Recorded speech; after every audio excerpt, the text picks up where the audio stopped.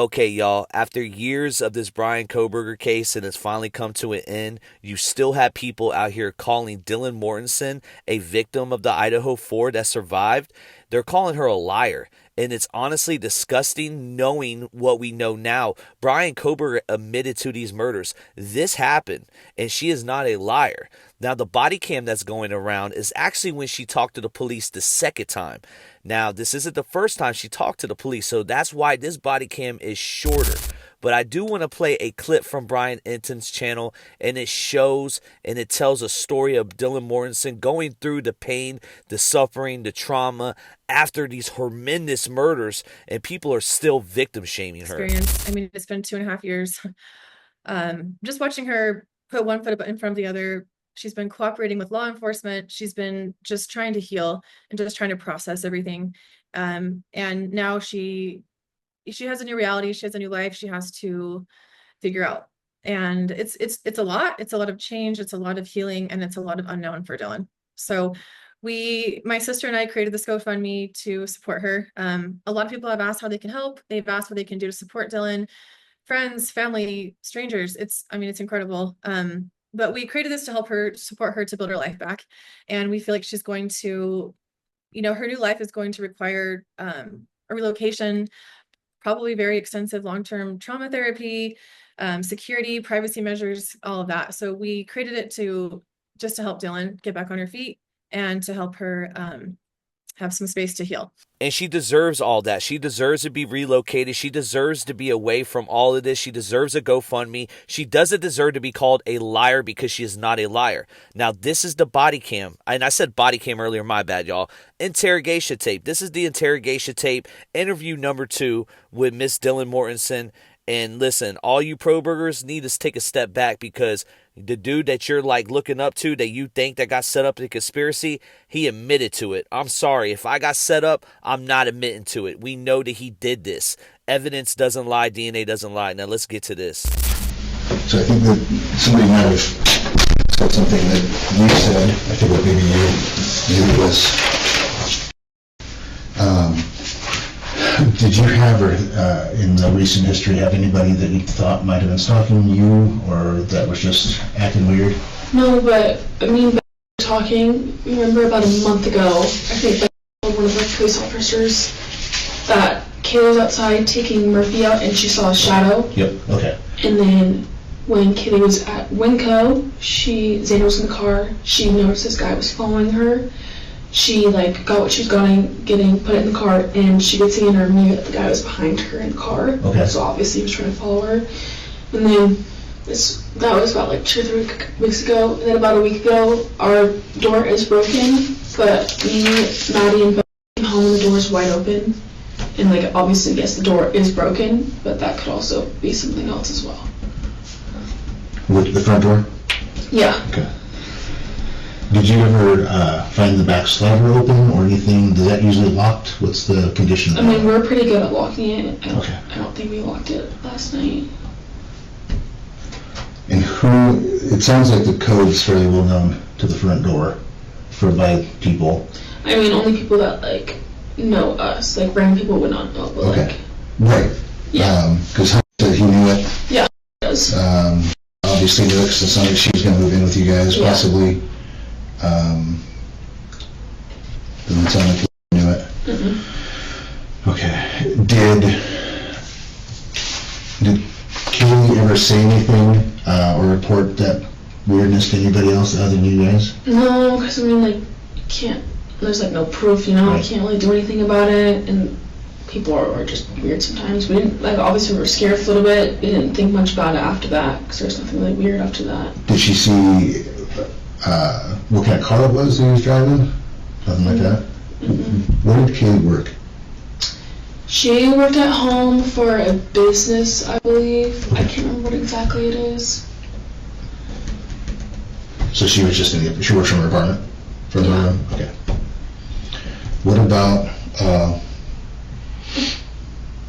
Maddie and Xana? Where did they work? Maddie and Xana both worked at Mad Creek, and then Maddie also had a paid internship through this business as well that was online at home.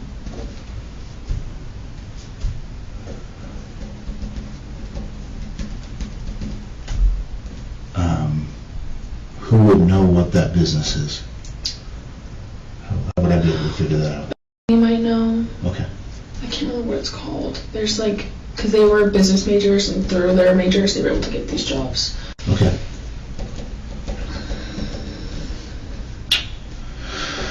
Okay. Yeah, I just, told me about Kaylee talking about something like that. Yeah. And then I heard that it was possibly you. So I just wanted to make sure that I got the right person having those kind of things. Did you hear Murphy barking or doing anything? Yes, he was barking a lot. Throughout the night, or? When I heard Kaylee go upstairs, he was barking a lot, and then I could tell that he was outside. I don't know how the police found him, because he wasn't in the house. Okay. But he has a puppy, he barks, but he was barking a lot if there was someone there. And that was at 1:32, or was that around Like 4? And everything happened. And when he was barking, when you first heard him on barking after she was up there playing, did you hear him go outside, or did he start outside? Murphy was with Kaylee when they were like dancing. They walked upstairs, he was still with her. And then when she would yell, someone's here, he started barking in the house. And then I believe the slider door was open, and I think he went out that way, because I could tell like the sound of his barking was getting like more distant. Do you think that Murphy would have went after him, whoever he was? Maybe, but I mean, he's a puppy, he doesn't fully know that yet. No, he would just be, if anything, probably playing with him. Yeah, I don't know. When the guy in black left, did he close the slider, or did he leave it open? I don't know. I just ran downstairs. Perfect. Okay. Okay, anything else Not that that I popped can up? think of. No. All right. I'm gonna go talk to my guys who've done the other interviews Okay. and see if anybody's got questions, so that we can kind of start putting more pieces together.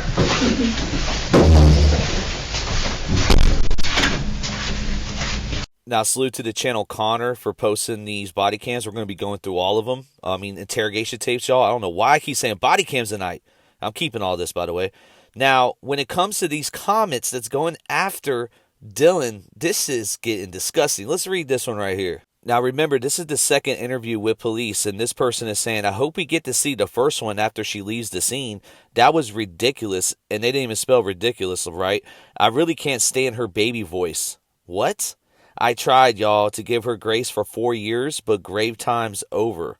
So grave time, I think they meant to say grace time.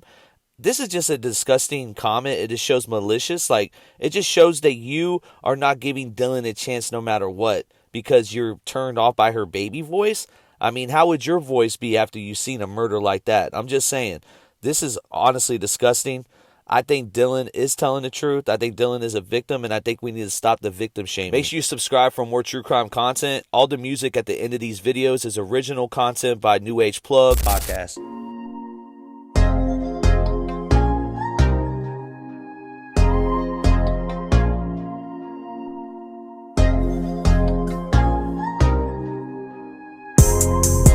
This the death of the pro burgers. This boy is guilty, yeah, this is slow burger. Huh? This the death of the pro burgers. This boy is guilty, yeah, it's a slow burner. You don't think he's really guilty? I know that you is a grifter. You ain't no journalist, you just a stupid content creator.